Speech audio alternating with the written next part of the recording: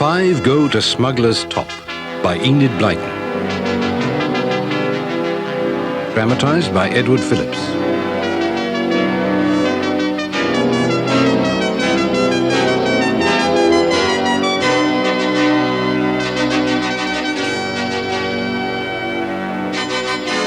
The road turned inland from time to time, but soon doubled back to follow the rocky coastline. As the car sped along, the children began to feel more and more excited. This Easter, their holidays looked like promising more adventures than ever before. They stared eagerly out of the windows. Georgina, who liked to be called George, in front with the driver, with Timmy the dog on the floor at her feet, and her cousins Julian, Dick and Anne in the back. Any moment now, they should be able to see Smuggler's Top on the horizon, and they could hardly contain their impatience. Fancy living in a house called Smuggler's Top. I wouldn't mind changing places with Sooty, I can tell you. Why do you always call him Sooty? Isn't his name Pierre? You'll know when you see him, Anne. His hair's as black as soot, his eyes are like 2 bits of coal, and his eyebrows look as if they've been put in with charcoal. Yes, and his name's Lenoir. That's French for the black one. Sooty's quite the maddest boy in school. He's very clever, but very cheeky. He never does anything he's told. How did your father come to know his father, George? Through their scientific experiments. That's why Mr. Lenoir offered to have us all to stay while the new roof is being put on Kirin Cottage. It must have been a terrible storm. The worst there's ever been. And now Mother has to stay and organise the builders. But she doesn't want us under her feet all day, so we're going to Smuggler's Top. And Father will come down later on so that he and Mr. Lenoir can talk about their work. I said I would only go if you could come too. Well, I think it's jolly nice of Mr. Lenoir to have us for the whole 3 weeks. I can't wait to get there. It sounds so exciting. You won't have much longer to wait, Sonny. That's Castaway up ahead of us, and there's Smuggler's Top right on the summit. The house with the big tower. What a funny name for a town. Castaway. Why is it called that? Nobody knows for sure, but it was once an island. Cast away in the sea, you might say. The sea's gone now, of course, but the country around is all swamp and marshland. Very dangerous. There's only one good road from the mainland, the one we're on now. Don't you go wandering away from it, or the marsh'll have you. They do say there's 1 or 2 winding paths on the seaward side that were used before the road was built. But unless you know every inch of them, you'll find yourself sinking into the mud in no time at all. There's many's tried it, and never been heard of or seen again. There seems to be a wall running right round the town. Yeah, the old city wall's still there. You can walk all round the town on that wall. Just keep off the marshes, that's all. 20 minutes later, they were threading through the narrow streets of the town to the top of the hill. And then, there before them was the house itself, Smuggler's Top. And waiting for them in the driveway outside the front door was a very dark boy about Julian's age.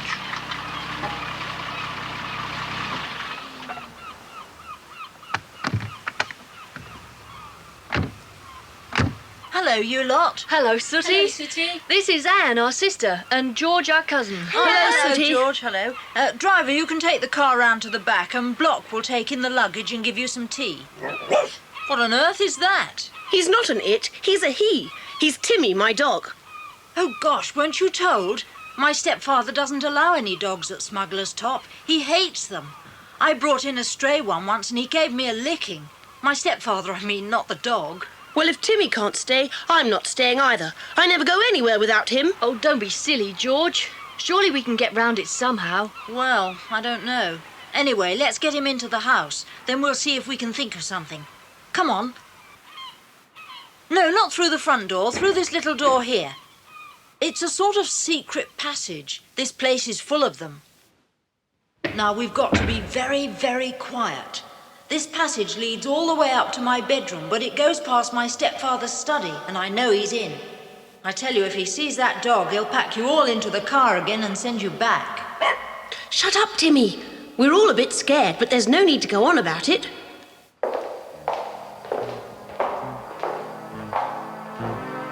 It's all right. We're past the study now. The passage gets a bit narrow from here on, so you'd better lead the way, Julian, as you're in front. I've got a torch on a ledge just about here. Yes, here it is. You take it and keep going, and I'll tell you what to do. I've come to some stone steps going up. Right. Go on up them, turn right, and you'll come to a blank wall. Come on, everybody, don't lag behind. Timmy, will you shut up? It's all right, George. We're coming up to the top of the house now. No one will hear us up here. I've come to a blank wall, Sooty. Shine your torch up to where the roof of the passage meets the wall. You'll see an iron handle. Press down on it hard. Oh, the wall has slid back. I can't see a thing the other side, except... Why, it's clothes. A lot of clothes hanging up. You're inside my wardrobe. Just push through them and open the wardrobe door. Come on, everybody, push through. This is my bedroom. Come on, Timmy. Can't see a thing. Right, here we are. Welcome to my bedroom. We're quite safe here. My room's separate from the rest of the house. I'm in a wing on my own, reached by a long passage. Timmy can bark as much as he likes now. No one will hear him. Doesn't anyone ever come up here to clean or anything? Oh, Sarah comes and does that every morning. But usually no one else comes. And I've got a way of knowing when anyone opens that door at the end of the passage. See this buzzer here? I rigged that up so whenever anyone opens the passage door, it rings and gives me plenty of warning. I'm always thinking up things like that. I told you Sooty was clever, didn't I? George, come and look at this view. What a steep precipice. It really gives me a very strange feeling to look down there. Yes, Smuggler's top is built at the summit of the hill, and my bedroom looks right down the cliff. And there's the tower, see? Mine's the only room you can see it from. I can't see the sea. It's all so misty. You can see it on a clear day, but even then you can hardly tell where the marsh ends and the sea begins. They do say the sea's going back farther and farther all the time. There's a big scheme to drain the marshes and turn them into fields, but I don't know if that will ever happen. My stepfather knows all about it. In fact, I think it's his idea. Now, Sooty, what are we going to do about Timmy? Don't you worry, I've got it all worked out. But I warn you that if my stepfather ever finds out, we shall probably all get a jolly good thrashing and you'll be sent home in disgrace. You keep saying, my stepfather, Sooty. Isn't he your real father, then? No, my real father was his cousin. That's why he's called Lenoir too. What about your mother? Is she your real mother or your stepmother? She's my real mother, Anne. You don't have a stepfather and a stepmother. But why doesn't your stepfather like dogs? Is he afraid of them? No, I don't think so. It's just that he won't have them in the house. He's rather strange in many ways. Why? What does he do? Well, he seems full of secrets. Odd people come here, and they come secretly without anyone knowing. I've seen lights shining over in the tower, too, in the middle of the night. I don't know who puts them there or why. I've tried to find out, but I can't. Do you think your stepfather is a smuggler? I don't think so, Julian, but we have got one smuggler in the town. Look, see that house over there to the right, lower down the hill? That's where he lives. His name's Barling. Even the police know he's a smuggler, but they can't catch him at it. He's very rich and very powerful, so he does what he likes, and no one else would dare do any smuggling in Castaway while he does it. Well, this does seem an exciting place. I have a feeling there might be a wonderful adventure somewhere about. Well, strange things do happen, but I don't know about a real adventure. It's just a feeling you get here mostly because the place is so old, so full of secret passages and pits and tunnels. The whole hill is full of them. They were used by smugglers in the old days, but nothing much actually ever happens. Nothing exciting, I mean. I think it's my warning buzzer. Someone's opened the door at the end of the passage. They'll see Timmy. Quick, put him in the passage behind my wardrobe and shut the door. Come on, Timmy. It's for your own good. Let's just hope he doesn't bark. Now, everybody, act as though nothing unusual's going on. Well, perhaps I'd better show you where your bedrooms are, if you'd like to come with me. Oh, hello, Block. This is Block, everybody. He's my stepfather's assistant. Good evening, Block. He's deaf, George. He can't hear you. Your stepfather wants to know why you've not brought your friends to see him. You're to come down at once, all of you. What a strange man. I don't think I like him very much. Neither do I, Anne. He suddenly appeared one day about a year ago. He just came, changed into that white linen coat, and went to do some work in my stepfather's room. I suppose my stepfather was expecting him, but he didn't say anything to my mother, I'm sure of that. She seemed very surprised. You want to be careful when he's around. He's as deaf as a post, but I sometimes think he can understand what you say. By lip reading, you mean? Yes, well, something like that. Anyway, we'd better go down. By the way, my stepfather is always smiling and joking, but it isn't real somehow. He's quite likely to fly into a furious temper at the least little thing, so watch out. What about Timmy? He should be all right where he is until we come back. I'll lock the wardrobe door and take the key, just in case Block does a bit of snooping. Come on then, into the lion's den.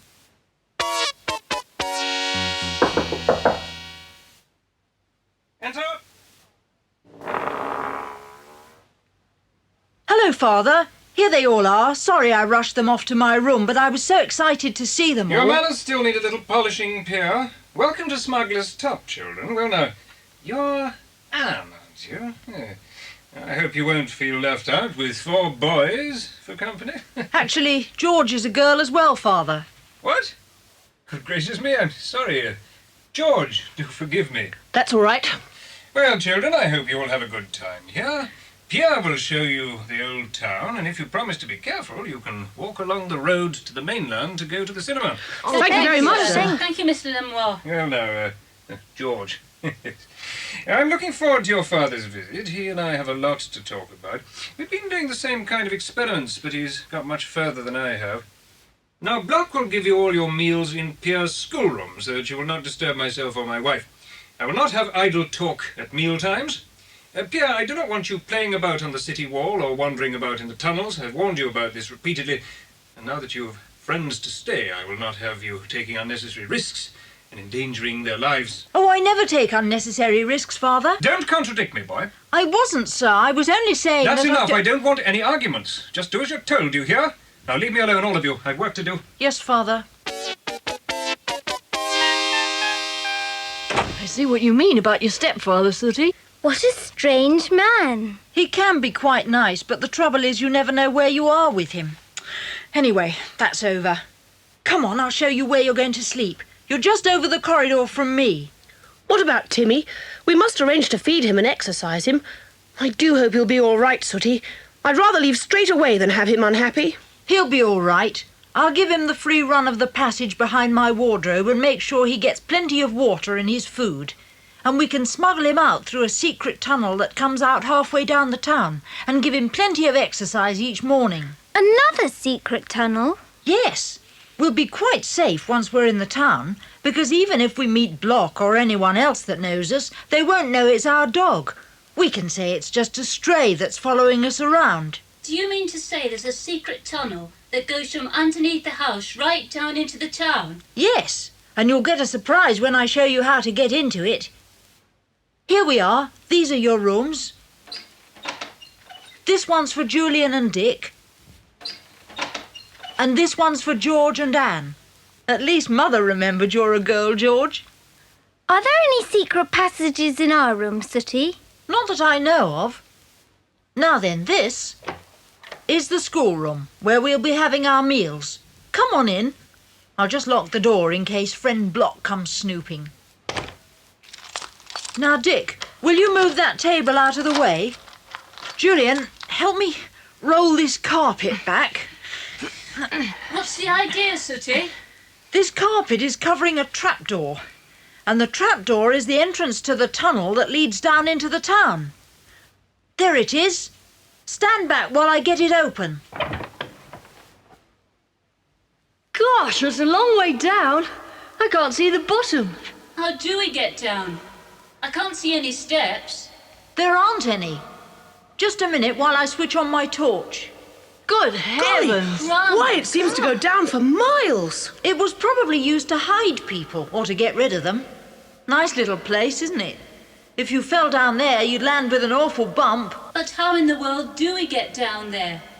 Easy. Look here. I keep a rope ladder in this cupboard here, and that's how we get down. But Timmy can't climb down a rope ladder. I've already thought of that. You see that old laundry basket in the corner? We can fasten it to the end of the rope and lower him down that way. Will it be strong enough? Timmy's a big dog. Oh, yes, he'll be quite safe. But there's one important thing you've got to remember. The bottom of this pit is down in the hill, and there are tunnels leading off in all directions, miles and miles of them. No one explores them now because so many people have been lost in them. So you've got to stick close to me. Don't go wandering off on your own, and don't let Timmy off his lead. If you once get lost down there, it'll be the end of all of you. Everything worked exactly as Sooty had planned. Next morning, after breakfast, they lowered Timmy down into the pit and followed him on the rope ladder. It took them 20 minutes to make their way through the maze of tunnels, and they would certainly have got hopelessly lost if Sooty hadn't been with them.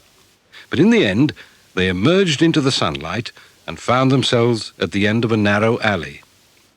They walked along it and came out into a side street in the old town. The town was very old, and it had a tumble-down air, but plenty of people still lived there, and it was quite busy. The shops were quaint, with long, narrow windows and overhanging eaves, and they stopped at one of them, a butcher's, to buy some meat for Timmy. Everything seemed to be going very smoothly indeed. But then, as they came out into the street... Good morning, children. Oh, Block, good morning. We were, just taking a walk. He can't hear you, Julian. You seem to have picked up a dog from somewhere. He's certainly taken a fancy to you. Can't you get rid of him? Get away, dog. Go on, get away! Stop it! How dare you kick him like that? It's no good shouting at him, George. You seem very attached to this dog. Are you sure you've never seen him before? Mind you don't bring him back to Smuggler's Top with you. If you do, Mr. Lenoir will have him put down. Oh, no, he won't. He wouldn't dare. If he lays a hand on Timmy, Exactly, I'll... I that's think what I it's was time saying. that We we're won't find going it at now. all. What's going on here? Yeah, whatever's the matter? Oh, Mr. Barling, nothing's the matter, thanks. It's only that this dog is following us and Block kicked it to make it go away and George here got upset. She's awfully fond of dogs. And who's George? I am. George and her cousins have come to stay with us from Kirin. At least George lives at Kirin, and Did you say Kirin? Isn't that where that clever scientist friend of Mr. Lenoir's lives? Yes, he's my father. Do you know him? I have heard of him. One of his very interesting ideas for draining the marshes. Your father knows him well, I believe, Pierre. not awfully well. They just write to one another, I think. But he is coming down for a visit in a day or two. And Mr. Lenoir, of course, was only too delighted to have the whole lot of you to stay as well. Such a kind, generous man, your father. Yes, Mr. Barling. Well, goodbye.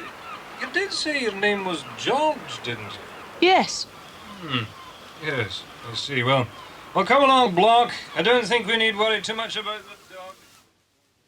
2 or 3 days went by, and the children began to enjoy their holidays tremendously. There were so many fascinating places to explore, and so many interesting things to do. Timmy was taken out each morning for a long walk, and there were no more unfortunate meetings with Block or anyone else who knew them. They saw very little of Mr. Lenoir, and they began to settle down quite nicely. And then, one night, Julian was awakened by someone opening his door and shining a torch in his face. It was Sooty, and his face was glowing with excitement. Without a word, he beckoned Julian to follow him, then woke Dick as well. The three of them crept back to Sooty's room and over to the window. Do you remember my telling you about the light in the tower? Well, look over there. Can you see anything? Gosh, yes. It's a light flashing on and off. Can you see it, Dick? Yes. Somebody's signalling from the tower. Do you think it could possibly be your father, Sooty? No, I've checked. I went down to his bedroom and he's snoring away peacefully. It might be Block. I wouldn't trust him an inch. If it is Block, he's doing it without Father knowing, I'm sure. There's one way to find out. Let's go to his room. Come on, follow me. And when we get there, don't make a sound. Just leave everything to me.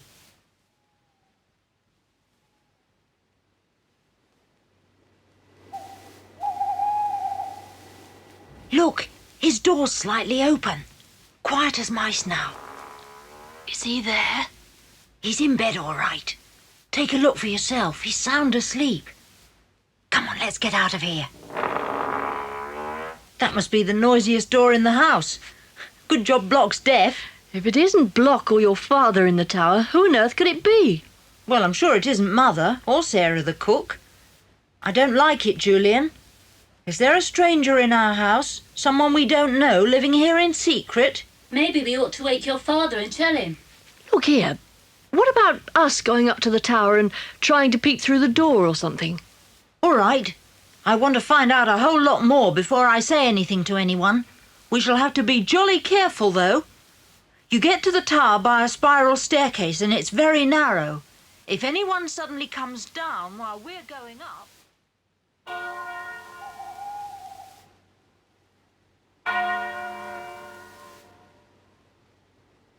Here we are. There's the stairs going up to the tower. Now look, we better not all go up. If whoever's up there does come down suddenly, one of us would stand a better chance of getting away than three. You two wait down here. I'll go up and see if I can spy anything through the keyhole. All right. Good luck, Sooty. What do you think that signalling light means, Julian? I don't know, Dick, but it could be something to do with smuggling. We know there's a smuggler living in the town, Mr. Barling, and the goods have to be brought in somehow. If they come by sea, they have to be brought across the marshes. Remember, the man who drove us here said there were 1 or 2 paths across from the sea to the town. If there's a ship out there waiting to unload, whoever's up there in the tower is probably signalling to say it's safe to come across. Then, when the goods arrive... Julian, listen. It's Sooty. He's coming down. Wait a minute, Julian. Sooty had his slippers on. These footsteps sound like shoes. Quick, duck down behind this chest. Hurry.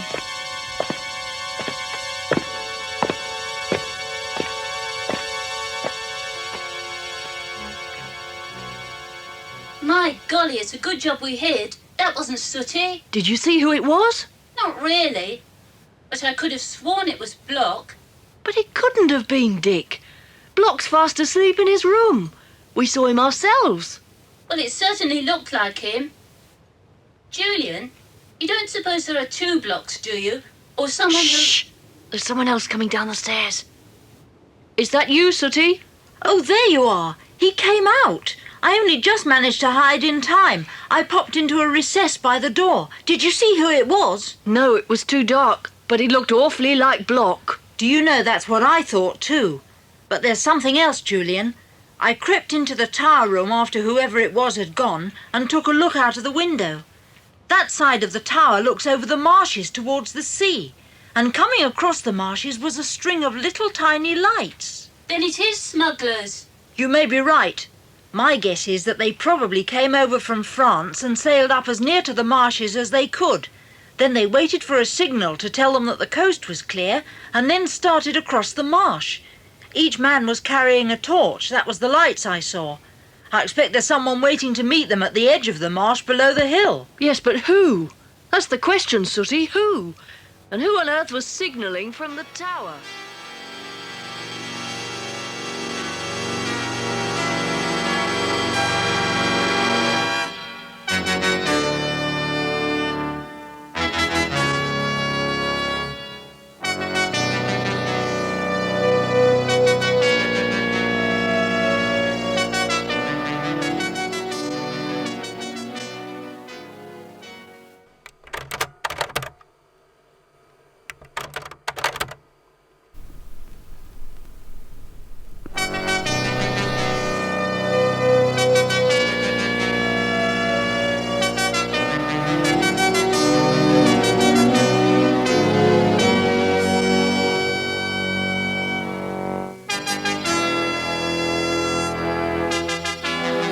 The next morning, the boys told George and Anne about the night's adventures, and the girls, especially George, were furious that they hadn't been called to join in the fun.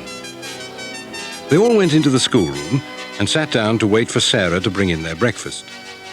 Presently, the door opened and they looked up expectantly.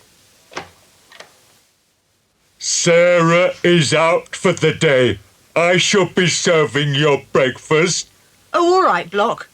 He doesn't look as if he got much sleep last night. Getting back to last night, From now on, we've got to keep our eyes and ears open. There's something very strange going on in this house, and it... Oh, no! It's Timmy! He must be just behind the wall. Sooty, you don't think Block... Don't say a word. Pretend not to hear anything, even if Timmy barks again. What on earth is he barking for anyway? I expect he's chasing a rat. I only hope he catches it quickly. If he barks again, we... jolly good breakfast, isn't it? I must say... These bacon and eggs are delicious. It's absolutely delicious. Great. I wonder how I'll everybody's be getting on back the top. later to clear away. Do you think he heard? I could have sworn I saw a surprised look come into his eyes when Timmy barked. Well, if he could hear him, which I don't believe, he must have been jolly surprised to see us talking away and not paying any attention at all. I don't think he heard anything. Let's hope you're right. It's a jolly good job my stepfather never comes up here.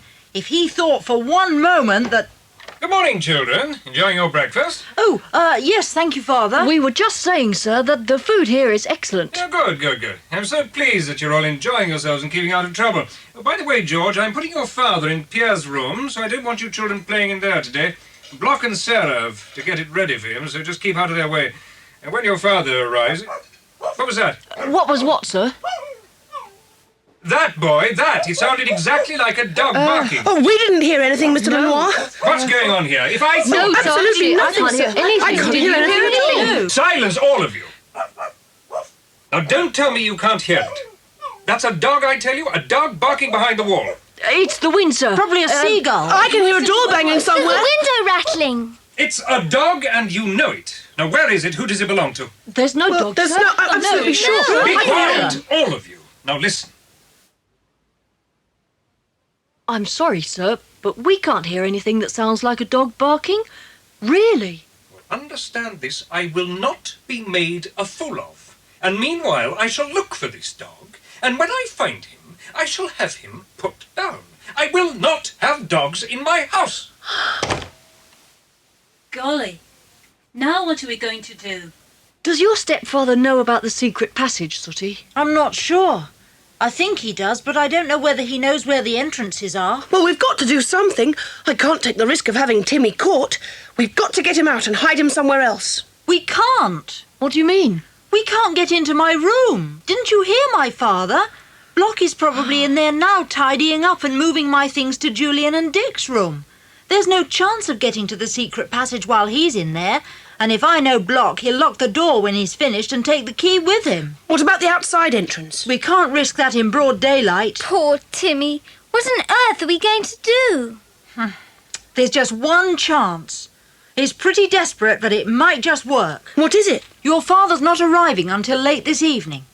If Timmy hasn't been found by then, and we'll just have to hope he hasn't, my stepfather probably won't want to bother with anything until the morning. George's father will be pretty tired, and chances are he'll want to go straight to bed. Now, when he unlocks his room, that'll be our chance. I'll creep in there when he's asleep, get through into the secret passage, bring Timmy out the same way, and we'll keep him in here overnight.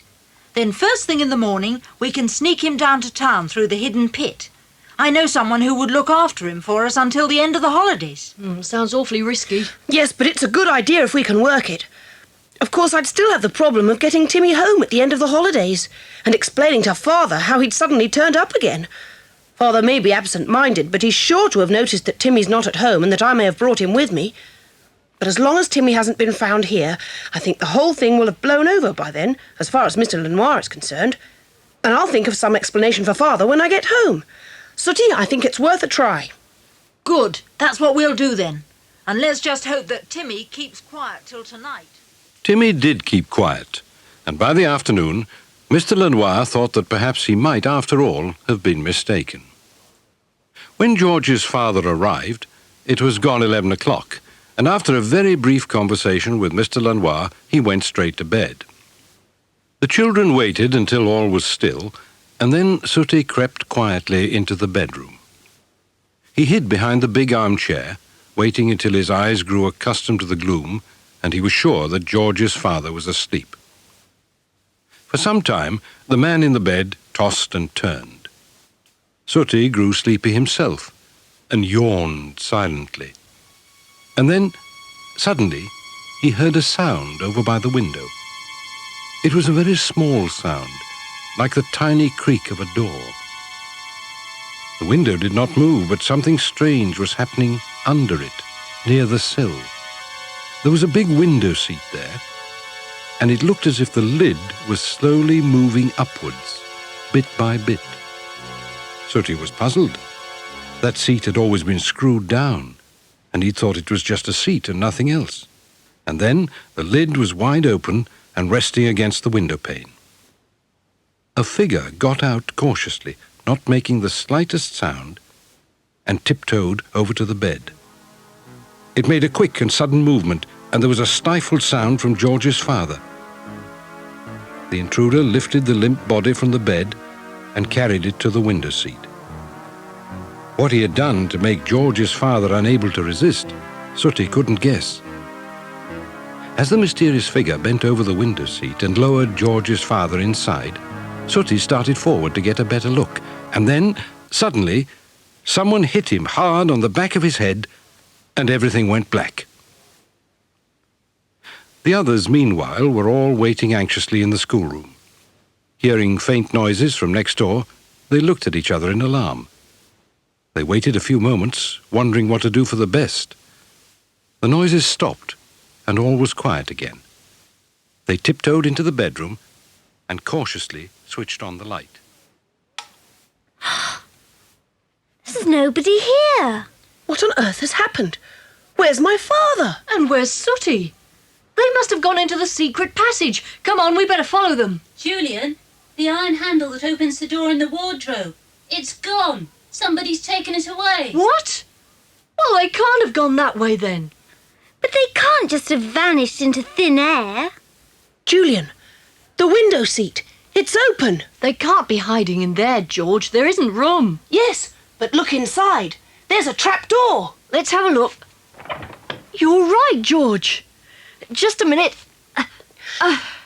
It's the opening to another secret passage. Be careful, George. It's a long way down. There are iron rungs down the side. They must have gone down there, Julian. Why would they do that? Come on, we've got to go down after them. No, we'd better not. You know what Sooty said about those tunnels? We might get lost. I think we'd better go and tell Mr. Lenoir. Yes, but if he's mixed up in all this... We'll have to risk it, George. If he is, we'll be able to tell by his reaction, and then at least we'll know. Anyhow, this is too serious to keep to ourselves. We've got to tell Mr. Lenoir. And that's all we know, sir. George's father and Sooty, Pierre, have disappeared completely, and it's our belief that they've been kidnapped and taken down under the house through that window seat. Kidnapped? You're talking nonsense, boy. Why should anyone want to kidnap them? We don't know, sir, but we think Block might have something to do with it. Block? Why, that's absurd. I've known Block for years. He's absolutely trustworthy. Can't help being deaf. It makes him a bit irritable at times. We're not sure he is deaf. Don't talk rubbish. Of course he's deaf. He's a most faithful and loyal servant, and he's been a great help to me in my work. We're pretty sure that it was him signalling from the tower, sir, though we don't know how he managed to get back to his room. Signalling from... What are you talking about? We saw someone signalling from the tower. Oh, this is all utter nonsense. It's not, sir, it's the truth. And we know that Block knows Mr. Barling, and that Barling is a smuggler. Barling? Well, yes, there have been rumours about him, but... Well, whatever the explanation is, my father has disappeared, and so has your son, Mr. Lenoir. And I think we ought to go down through the window seat to find him. You'll do no such thing. If you get lost in those tunnels, you'll never come out alive. But we've got to find them, and Timmy too. Timmy? Who's Timmy? You might as well know everything now, sir. Timmy is George's dog. We've been keeping him in the secret passage. Well, so that's it. You have behaved very foolishly, all of you. But the important thing now is to find out what has happened to your father and Pierre. However, you will not attempt to find them yourselves. I absolutely forbid it. This is a matter for the police. I shall call them immediately. And in the meantime, be good enough to call Block so that we can establish once and for all that he has nothing to do with this business. But Mr. Lenoir was wrong about Block, for when they went to wake him, they found that a large bolster and 2 pillows had been cleverly arranged under his blankets to make it look as though he was sound asleep in his bed. But Block was nowhere near his bedroom. He was a long way off, in a little cave off one of the secret passages deep down below the house. He was standing over the bound figures of George's father and Sooty, and next to him, holding a lantern, was Mr. Barling himself. Why did we have to bring the boy along? Well, we couldn't leave him there, Block. He would have raised the alarm. It's a good job I came up behind him when I did. Did you mark the way as I told you? Yes, I fastened the string to the side of the tunnel just below the window seat, and I've been unwinding it all the way along to the cave here. Good. I wouldn't want to get lost down here. We'd never find our way out in a month of Sundays. Hello, the boy's coming round. Block. So you are mixed up in this. You wait until my stepfather hears Keep your mouth shut or I'll shut it for you. So you're not deaf? No, I'm not. And if I have any more cheek from you... Save it, Block. The other one's coming round. Sit him up on this chair. Where am I? What's happening? Who are you? My name is Barling. I'm sorry I had to bring you here in this way, but I want to talk to you, and I was sure you wouldn't have come willingly. Don't worry, it's only a mild sedative that Block put in your coffee. There won't be any permanent effects. What? Do you mean to say I've been drugged? Now look here, I don't know what you're up to, but I demand that you release me at once. Now don't be hasty, please. I have a very generous proposal to make to you. I know why you've come to Smuggler's Top. I know why you and Lenoir are so interested in each other's experiments. How do you know? We've told nobody. It's Block. He's been spying, listening to everything that's been going on. I told you to keep quiet. And I told you to save that for later. Now, my dear sir, I will tell you what I propose. You may have heard that I'm a smuggler. Well, I am. I make a lot of money from it. It is easy to run a smuggling trade here because no one can patrol the marshes or stop men using the secret path that only I and a few others know. On favourable nights, I send out a signal, or rather Block here does so for me, using the convenient tower at Smuggler's Top. Then when the goods arrive, I dispose of them, covering my tracks very carefully so that no one can possibly accuse me because they have never got any real proof. Well, why are you telling me all this? It's of no interest to me. I'm only interested in draining the marshes, not in smuggling goods across them. Exactly, my dear fellow. I know that. I've seen your plans and read about your experiments and Mr. Lenoir's. But the draining of the marsh means the end of my business. Once the marsh is drained, once houses are built there and roads made across it, my business is finished. Now, I know that Lenoir is going to buy your plans from you.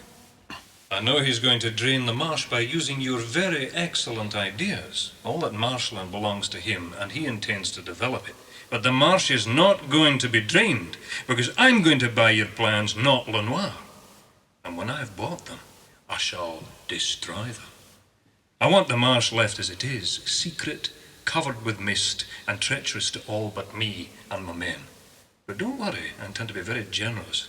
I've prepared the document of sale here, and all you have to do is to name your price, I shan't argue, and sign it. Oh, you're mad! You can't possibly hope to get away with this. Why not? Once you've signed, the plans are mine. I shall have the law on my side for a change. If you go to the police, I shall deny everything, but the plans will still be legally mine. And you will sign, my dear sir. Make no mistake about it. You will sign. A few days down here in the dark without food or water. Oh, you'll sign all right. Don't sign anything, sir. Don't you see? Once you've signed, they'll never let us out of here.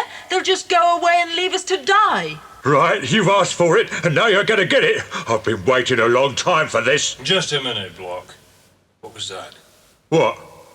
I thought I heard something outside in the tunnel. Listen. You're imagining things. Maybe you're right.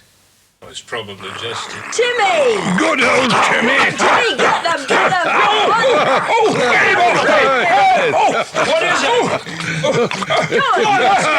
Timmy, wonderful old thing! I don't know how you got here, but are we glad to see you? What on earth is Timmy doing here? Well, it's rather a long story. You see... Hello! Sooty! Where are you? Father, are you there? It's George and the others. We're in here. Hurry up, our hands and feet are tied. Here you are. And Timmy! So it was you I heard barking. Georgina! However did you find us? We came down the same way you did, through the window seat. And then we found the string and guessed it was left by the kidnappers to mark the way, so we just followed it. And we heard Timmy barking and a lot of shouting, and we followed the noise and saw two men running off in the opposite direction. Just a minute. I don't understand a word of this. But just untie us first and show us the way back to the house. You can fill in all the details later. Quite a few people have got a lot of explaining to do. Right, sir. Come on, Dick. Give me a hand. Gosh, I wonder what my stepfather's going to say when we tell him everything that's happened. The whole thing's absolutely incredible. I thought I told you children on no account to go down under the hill. It's a good job they did, Lenoir. We'd never have found our way out otherwise. Yes, well, I still can't believe it. I mean, Block, of all people, and Barling. Well, you've got your proof now, Inspector. Oh, we've been trying to get something on him for years, Mr. Lenoir, but he was too crafty. Fancy him planting Block here as a spy. That was a clever bit of work. Yes, and Block pretending he was deaf so that he could listen in to any conversation without arousing suspicion. Very clever indeed, huh? What are we going to do about Block and Barling, sir? They're probably still wandering about in that maze of tunnels, thanks to Timmy. Yes, that dog saved our lives. Bit of luck, that. Sorry you don't like dogs, Lenoir, but you have to admit it was a lucky thing for us all that he was here. Yes, it was. Timmy, come and say hello to Mr. Lenoir. Well, he looks friendly enough, I must say. Could we keep him, please, Mr. Lenoir, while we stay? We could get someone in the town to look after him. Well, seeing he's such a very fine fellow and seems so sensible, I'll let you keep him here. Oh, thank you. Only please keep him out of my way. You see, I'm allergic to dogs, even friendly ones like Timmy. You'll never know he's here, Mr. Lenoir. I'll keep him right out of sight. Oh, thank you so much. It's awfully good of you. When you want to get rid of him, sound to me, miss. We could do with a dog like that on the force. Soon round up smugglers for us. In fact, I'd like to borrow him to find Barling and Block. Can't leave them down there. Bad as they are, we'll have to rescue them. Well, Timmy's the only one who can find them. We'll have to ask Timmy about that. What do you think, Timmy? Will you help the inspector to round up the smugglers?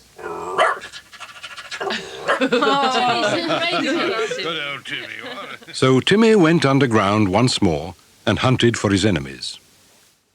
It didn't take him long to find them, lost without their string to guide them in the maze of passages and tunnels.